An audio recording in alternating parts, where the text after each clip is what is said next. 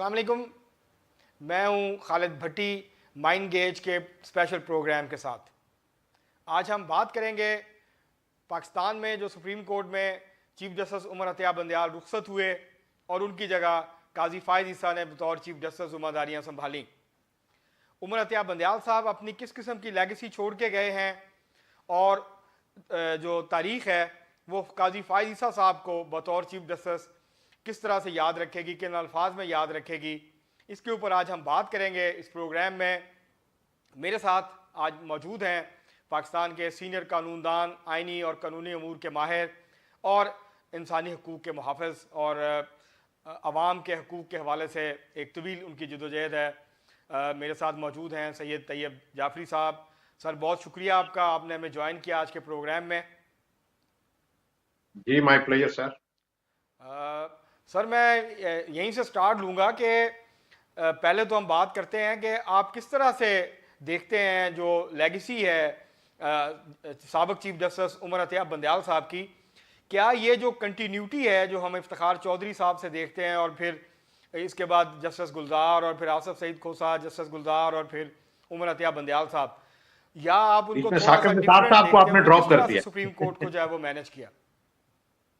मैंने कहा खालिद साहब आपने साकिब निसार साहब को फरामोश कर दिया, वो नाकाबिले फरामोश फैक्टर है। जी बिल्कुल बिल्कुल, उनके सर बगैर तारीख मुकम्मल नहीं होती पाकिस्तानी अदलिया की। नहीं, इट्स ऑल राइट सर। हाँ बिल्कुल ठीक है, जुडिशियल हिस्ट्री का एक किरदार है वो, जैसा भी है। जी सर। मैं अर्ज करता हूँ सर, मैं थोड़ा ऑप्टिमिस्टिक होता हूँ इन इश्यूज पे। जी सर। तो मेरा ये ख्याल है कि हम एक अच्छे दौर में एंटर हो रहे हैं।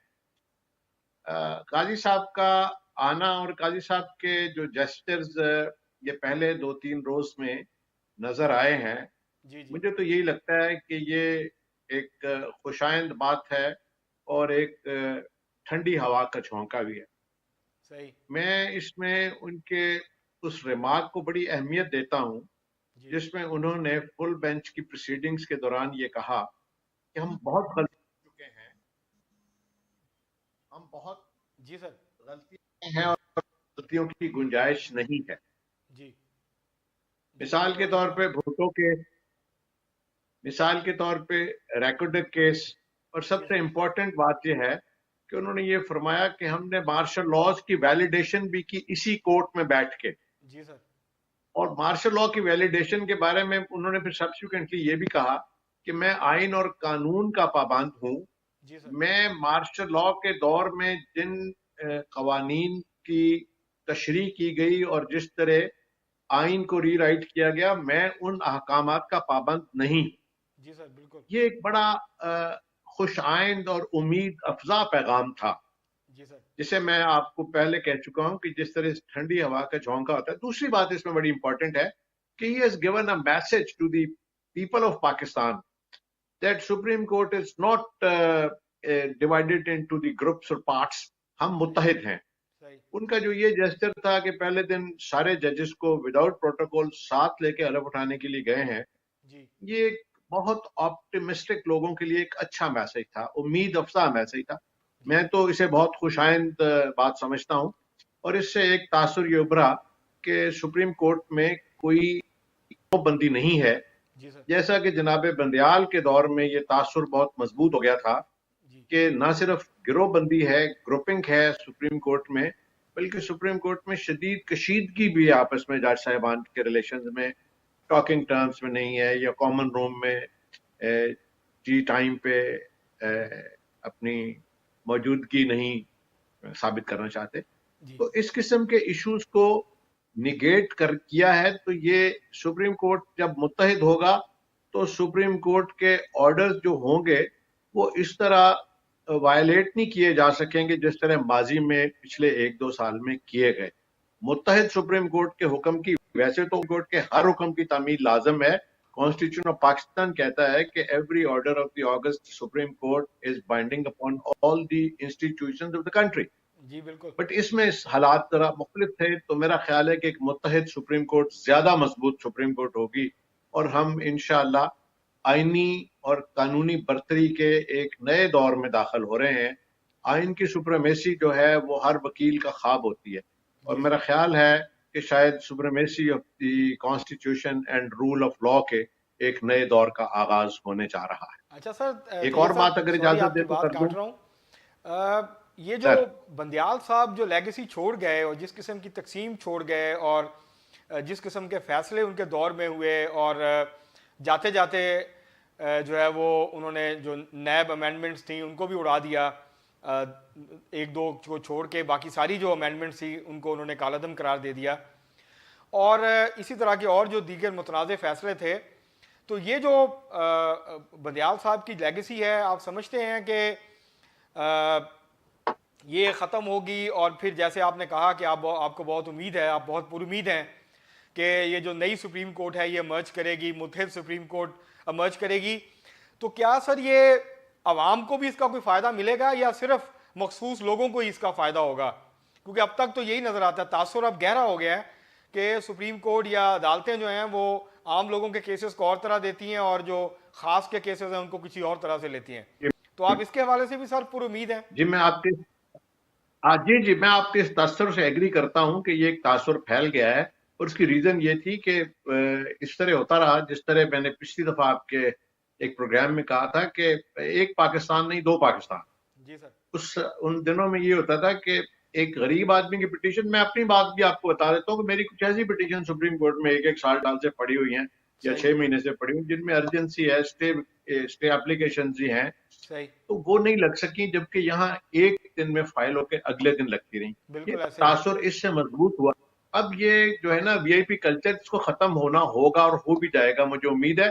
ان کی آبزرویشن یہ بھی تھی کہ ہم اب بینچز میں تقسیم کریں گے کیسز، عام آدمی کے کیسز. اور آپ کے شاید دل میں ہوگا کہ آج انہوں نے پاکستان بار کونسل اور سپریم کورٹ بار ایسوسی ایشن کو انوائٹ بھی کیا ہوا ہے فکسیشن آف دی کیسز کے ایشو پہ بات کرنے کے لیے. تو اس میں ایک پرووائڈڈ بھی ہے کہ چیمبر ہیئرنگ ہو جائے نا، ایک کیس کی سنگل بینچ جو ہے وہ چیمبر ہیئرنگ کرے، اور اگر وہ سمجھتے ہیں کہ یہ فکس ہونے کے قابل ہے تو اس کو فکس کریں گے، اگر سمجھتے ہیں نہیں تو کل کر دیں گے. اس سے یہ ہوگا کہ 57,000 کی تعداد جو ہے نیچے، پر یہ ایک بہت بڑا بیک لاگ ہے، اور یہ انصاف کے لیے، عام آدمی کو انصاف کے حصول کے لیے ایک مشکل مرحلہ ہے.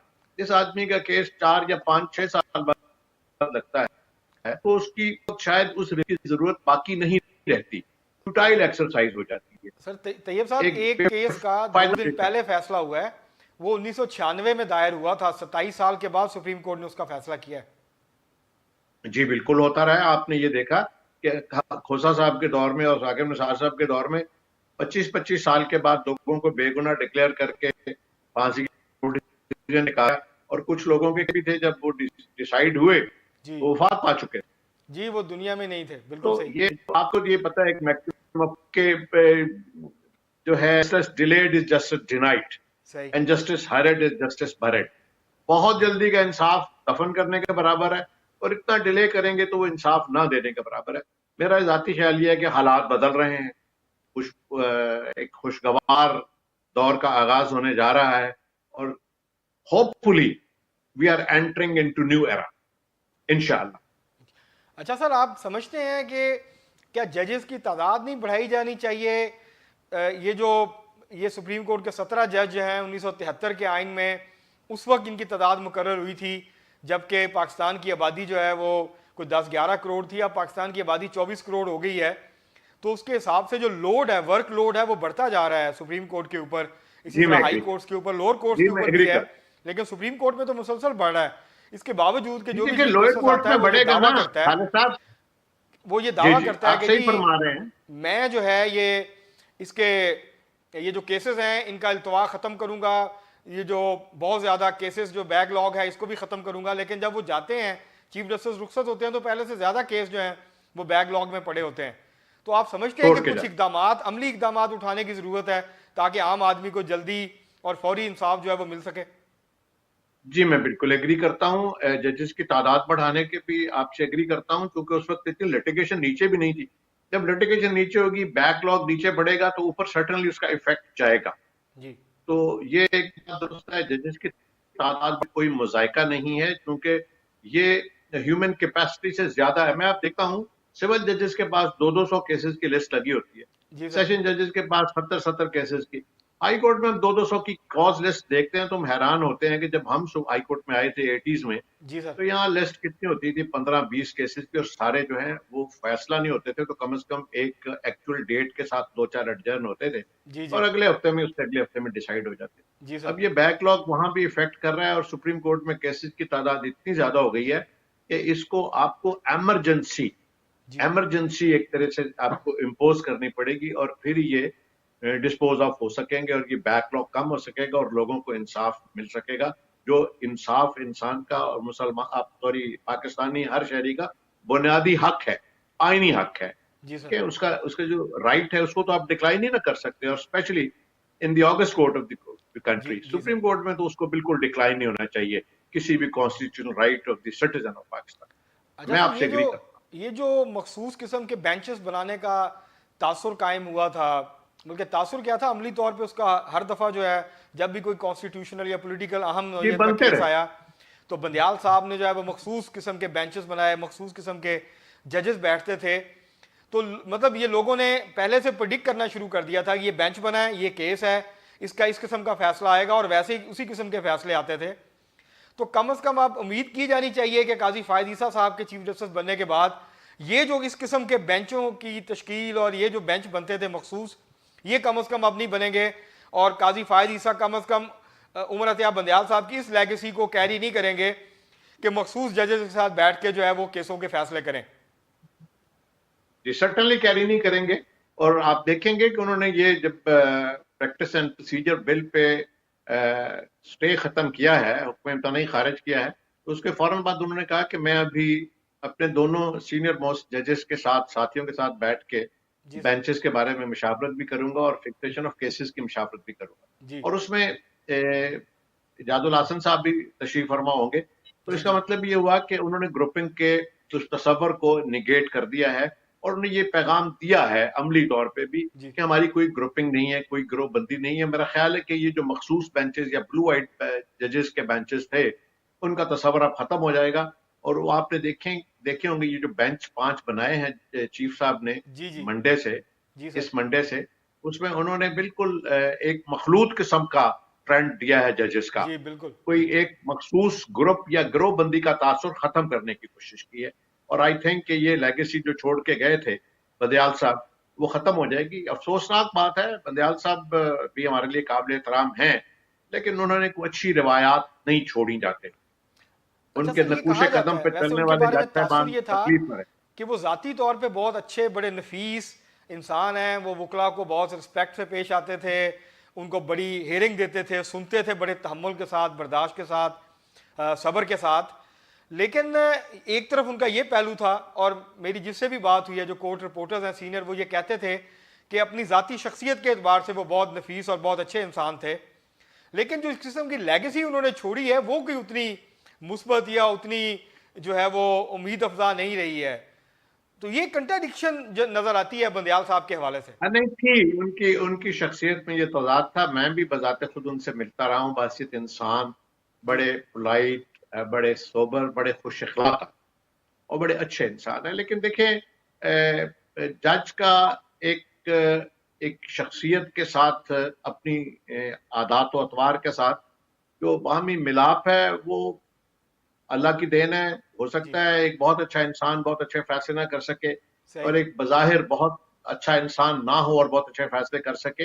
हार्श जजेस भी होते हैं, लेकिन उनकी जजमेंट बड़ी अच्छी आती हैं, जी वो सर। इंसाफ देते हैं, इंसाफ करते हैं। बहरहाल अच्छा इंसान होने के बावजूद वो कुछ अच्छी रवायात नहीं छोड़ के गए बतौर अच्छा जज के, और वो एक तारीख में एक बहुत अच्छे जज के नाम पे जाने या पहचाने नहीं चाहिए। जी बहुत तैयब साहब, बहुत शुक्रिया सर, आपने हमें टाइम दिया। हमारे प्रोग्राम का वक्त अब ख़त्म हुआ चाहता है। आपका बहुत शुक्रिया सर, आपने थैंक यू हमें वेरी ज्वाइन मच किया, सर। और उम्मीद करते हैं आइंदा भी हमारे लिए वक्त निकालते रहेंगे। नाजरीन, ये था हमारा आज का माइंड गेज स्पेशल, जिसमें हमने सैयद तैयब जाफरी साहब से बात की, और उन्होंने जिस उम्मीद का इजहार किया, उन्होंने कहा कि मैं क्योंकि बहुत उम्मीद रखने वाला आदमी हूँ, तो हम भी उम्मीद करते हैं कि ये जो सुप्रीम कोर्ट के अंदर तकसीम थी ये ख़त्म होगी और लोगों को फौरी और सस्ता इंसाफ मिलना शुरू होगा। ये जो कई कई साल लोगों को सुप्रीम कोर्ट में अपीलों का इंतज़ार करना पड़ता है, اس کا وقت کم ہوگا اور فوری فیصلے جو ہیں وہ ہوں گے. یہ نہیں ہوگا کہ جب لوگ سالوں انتظار کرنے کے بعد اس دنیا سے چلے جائیں گے تو پھر ان کو جو ہے وہ انصاف ملے گا, ان کے کیسوں کا جو ہے وہ فیصلہ ہوگا. تو یہ امید کی جانی چاہیے کہ قاضی فائد عیسیٰ بطور چیف جسٹس نہ صرف یہ کہ سپریم کورٹ کو متحد کریں گے بلکہ وہ پاکستان میں سستا اور فوری انصاف فراہم کرنے کا بھی بندوبست کریں گے, اس کے حوالے سے عملی اقدامات کریں گے. آج کے لیے اتنا ہی, بہت شکریہ.